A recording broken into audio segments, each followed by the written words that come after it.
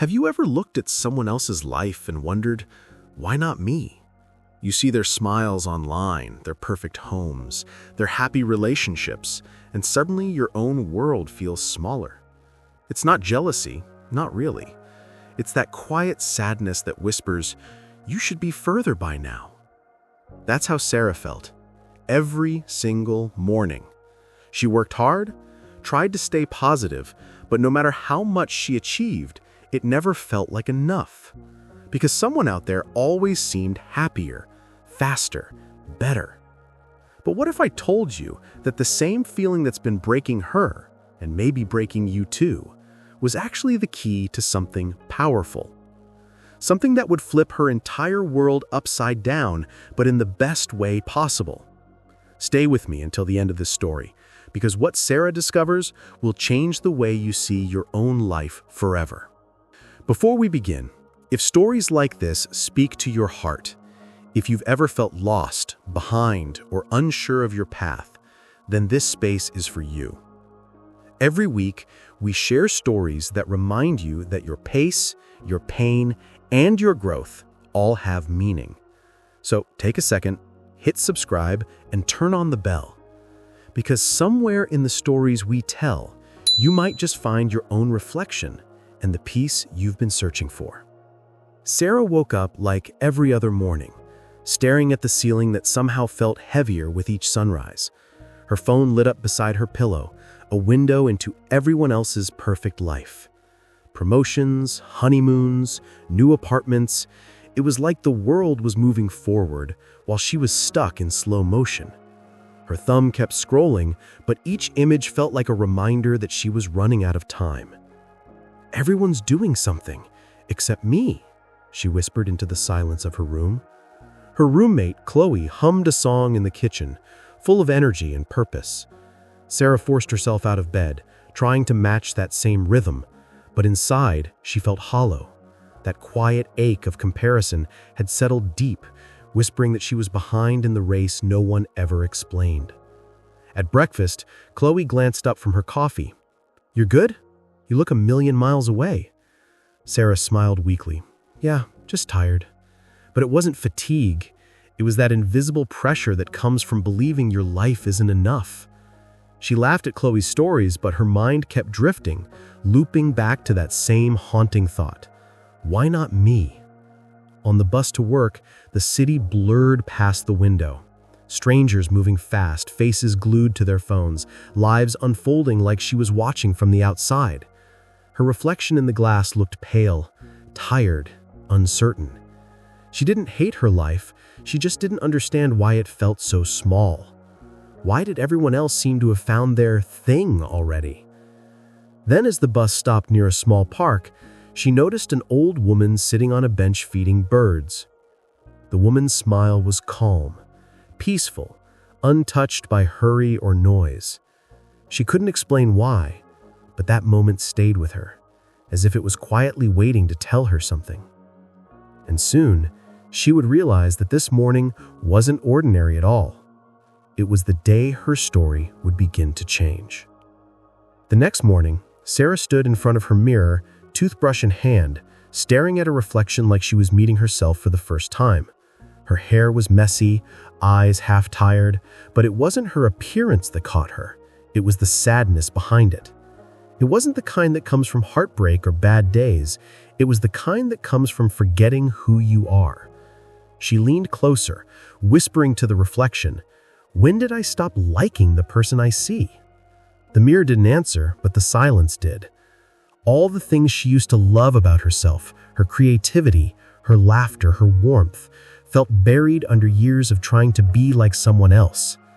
She realized she had spent so long chasing approval that she had lost sight of what made her unique. Her roommate Chloe walked in holding a cup of coffee. "You okay?" she asked softly. Sarah tried to joke it off, but her voice cracked. "I don't even know anymore," she said. Chloe put the cup down, hugged her briefly, and whispered, "You don't have to have it all figured out. Just don't give up on you." Later, Sarah sat on the edge of her bed, notebook in hand. She began to write things she used to love: painting, volunteering at the shelter, long walks alone. As she wrote, a quiet thought surfaced. Maybe I don't hate my life. Maybe I just forgot to live it for me. The weight on her chest didn't disappear, but it shifted, just a little. That night, she couldn't sleep. She kept thinking about that old woman from the park, the one who seemed so peaceful in a world that never stopped rushing. Who was she? Why did that image stick in her mind so strongly? Sarah didn't know it yet, but the answer to that question would soon lead her exactly where she needed to go. A few days later, Sarah found herself walking through the park after work. The air smelled of rain and old leaves, and the world felt slower, quieter. She sat on a bench near the pond trying to clear her thoughts when she saw her again, the same old woman feeding the birds, her hands gentle, her face glowing with calm. For some reason, Sarah felt drawn to her. She hesitated at first, then smiled shyly. "You come here often?" The woman looked up with kind eyes. "Every morning, every evening," she said, tossing a handful of crumbs toward a small flock. "These little ones remind me how simple peace can be." There was something magnetic about her presence, like time itself slowed down when she spoke. Sarah sighed. "You seem peaceful. I don't even remember what that feels like." The woman smiled knowingly. "Because you're comparing your peace to theirs," she said, pointing to a group of joggers passing by. "You think you need their rhythm to have your own." Sarah blinked, caught off guard. "How did you know I was thinking that?" The woman chuckled. "Because I used to think the same way." For a moment, they just sat in silence, watching the water ripple as a duck floated by. The woman turned to her again. "My name's Evelyn. And yours?" Sarah replied softly. Sarah." "Nice to meet you, Evelyn." "Nice to meet you too, Sarah. Tell me something. When was the last time you did something just because it made you feel alive?" The question landed heavy. Sarah didn't answer. She didn't know how. The woman smiled, stood up slowly, and nodded toward the oldest tree in the park. "Come tomorrow morning, same place. I want to show you something." Sarah looked confused but intrigued. There was something about Evelyn's calm certainty that made her curious, maybe even hopeful. She didn't know why she agreed, but she did. And as she walked home, she couldn't shake the feeling that this woman might hold the answer she'd been searching for all along. The next morning, Sarah returned to the park, the air still cool from the night rain. Evelyn was already there, standing beneath the oldest oak tree, her hands clasped behind her back. "You came," she said, smiling. "Good. That means you're ready to see." Sarah frowned slightly. "See what?" "The truth that's been right in front of you." Evelyn pointed upward. "Look at the sky." Sarah followed her gaze. The sun was rising, golden light spilling through gray clouds. "It's beautiful," she said quietly. "It is," Evelyn replied. "But do you know what's more beautiful?" She paused, letting the wind fill the silence. "That the moon isn't jealous of this light. It knows its time will come. It doesn't try to outshine the sun, it waits for the night to show its own magic." Sarah tilted her head, her heart catching up to her mind. "So, you're saying I'm supposed to wait?" Evelyn smiled. "Not wait. Trust. Everything has its season, child. Flowers don't bloom because they envy another's garden. They bloom because it's their time." The words hit deeper than Sarah expected. It wasn't just advice. It felt like truth her soul had been waiting to hear. Evelyn knelt beside the pond, tossing crumbs to the fish that glided below the surface. "See them?" she said. "They don't wish to fly. And the birds above?" She gestured to the sky. "They don't long to swim. Each one is complete in its design. And so are you." Sarah felt a lump rise in her throat. All her years of comparing, competing, doubting, They suddenly felt small, unnecessary. For the first time, she saw herself as part of something bigger, something that didn't need proof to be enough. Evelyn stood and gently placed her hand on Sarah's shoulder. "Stop chasing their daylight, sweetheart. You have your own hour to shine." Sarah wanted to thank her, but her voice trembled too much to speak. She looked up at the sun again, the same sky she'd seen 1,000 times before. But this time it looked different. It felt like a mirror reflecting her own quiet potential. And deep down she knew the real test hadn't even begun yet. Days turned into weeks, and Sarah's words carried like a quiet melody in her mind. Stop chasing their daylight. She began slowing down, journaling, cooking for herself, taking long walks after work instead of scrolling endlessly. For the first time in years, her world felt softer, lighter. But peace always invites its own kind of test, doesn't it? One morning while sipping coffee, Sarah opened her phone, and there it was, Chloe's new post celebrating a huge promotion. Her heart sank before she could stop it. The old thoughts crept in. She's younger than me, smarter, ahead again. She stared at the screen, that familiar tension building in her chest. But then, almost like a whisper, Evelyn's voice echoed in her mind. The moon isn't jealous of the sun. Sarah set the phone down and took a deep breath. Instead of scrolling, she walked to the window, letting sunlight warm her face. She opened her notebook, the same one from weeks ago, and wrote, "Today I'm grateful for my own small progress." Her hands trembled as she wrote, but something changed. Gratitude softened the envy. Acceptance replaced anxiety. She realized the only person she needed to compete with was the woman she was yesterday. Later that week, she met Chloe for dinner. "You saw my post?" Chloe asked, smiling. "Yeah, I'm happy for you." And she meant it. For the first time, someone else's success didn't feel like her failure. They laughed, talked about plans, dreams, and for the first time in a long time, she didn't compare hers to anyone's.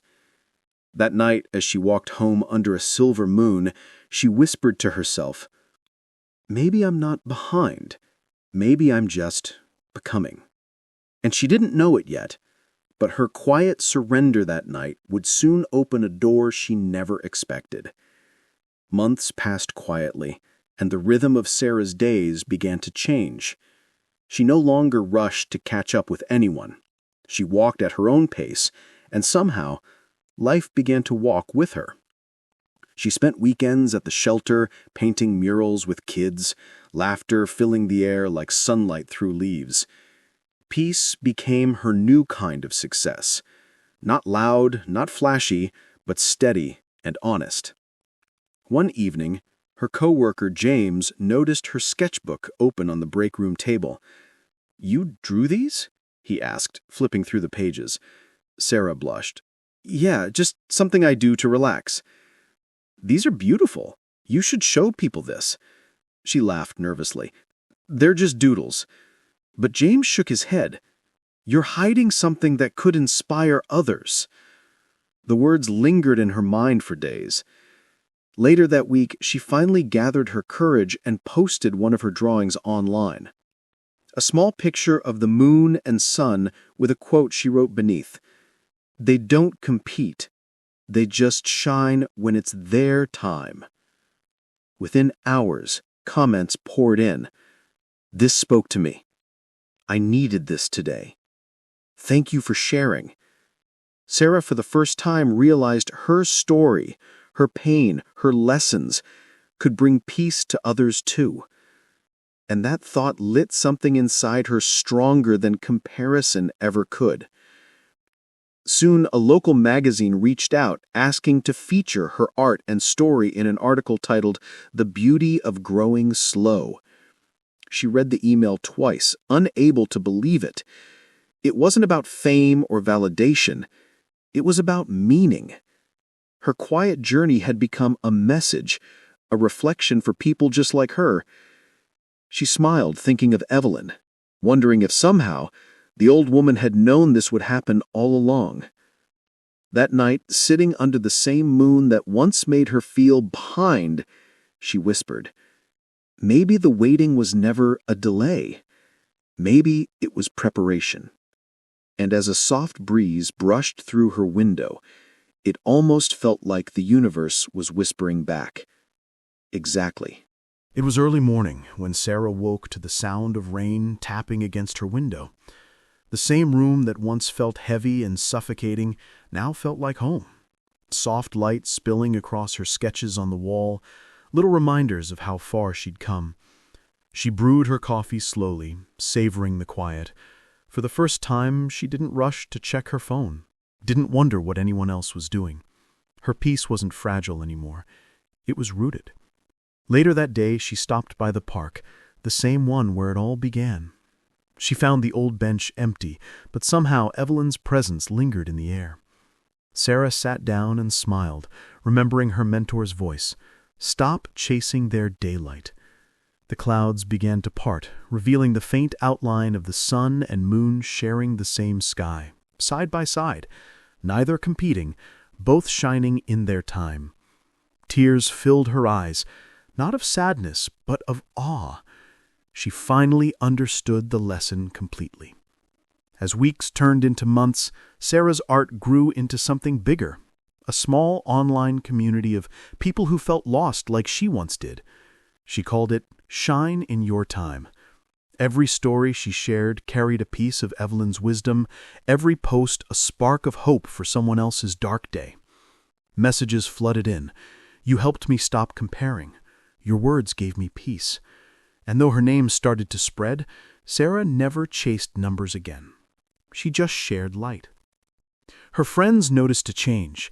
You seem different, Chloe said one evening. Sarah smiled. I stopped trying to win a race that wasn't mine. Her voice was calm, but behind it was strength, the kind that only comes from surrender. She no longer needed to prove herself. The noise had faded. What remained was clarity, purpose, and peace, the true markers of success. One night, as she closed her journal, she wrote the words that defined her journey.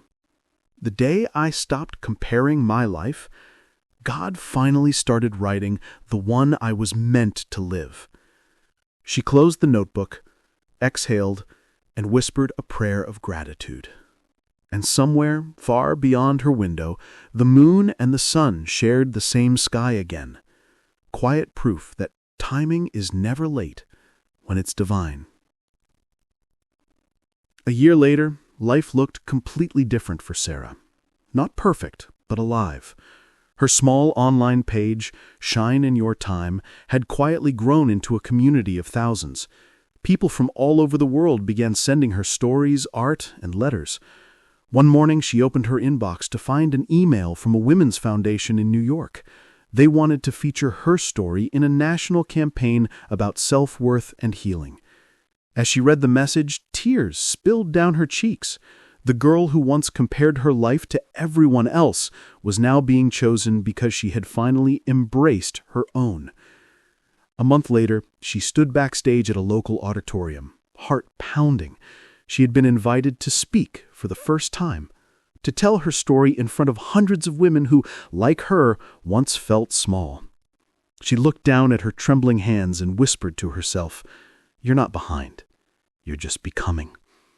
When she walked onto the stage, the lights blinded her for a moment, but then she saw them, faces filled with hope, eyes reflecting her journey back at her.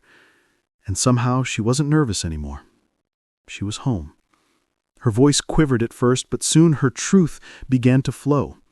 She spoke of comparison, of envy, of the pain of feeling invisible, and how one quiet woman in a park taught her that timing is never wrong. By the end, people were crying, clapping, hugging strangers beside them. When the applause filled the room, Sarah realized this wasn't about being seen, it was about helping others see themselves. And that realization was worth more than any success she had ever imagined. After the event, a young girl approached her, eyes shining with tears. She said, "I almost gave up, but your words reminded me that I still have time." Sarah smiled, holding her hand gently. "You do," she said softly, "and your light will come. Don't rush it." The girl hugged her tight before walking away. At that moment, Sarah understood. This was the full circle. She had become the kind of peace Evelyn once carried, the mentor she used to need. That night, standing by her window, Sarah looked at the same sky again. Moon on one side, sun fading on the other. She whispered, almost laughing through tears, "I used to chase everyone else's sunrise, and now I just rise." The wind brushed against her face, warm and calm, and somewhere deep in her heart she knew she hadn't just stopped comparing. She had finally started living. Maybe Sarah's story isn't just about her. Maybe it's about all of us, the quiet fighters, the late bloomers, the ones who scroll through perfect lives wondering if we've already missed our turn. But the truth is simple. You're not late. You're being prepared. Your story is unfolding exactly the way it's meant to, even if you can't see the full picture yet. Because when Sarah stopped comparing her path, she didn't lose anything. She found everything. Peace replaced pressure. Gratitude replaced envy. And the moment she stopped chasing their light, hers began to shine naturally. So if you've been waiting for a sign to stop measuring your worth against the world, this is it. If Sarah's story touched your heart today, take a moment and breathe in peace. Then type in the comments below, "My time will come and I'll shine when it does." Let that be your declaration to the universe. If this story reminded you that you're not behind, hit like so it can reach someone who needs hope tonight. And before you go, subscribe, because every story here is a reflection of your own journey, told to heal, to uplift, and to remind you that timing is never late when it's divine. Don't stop here. The story continues. Watch the next video that's appearing on your screen right now. It carries the message your heart needs next. Go ahead. Your transformation deserves another chapter.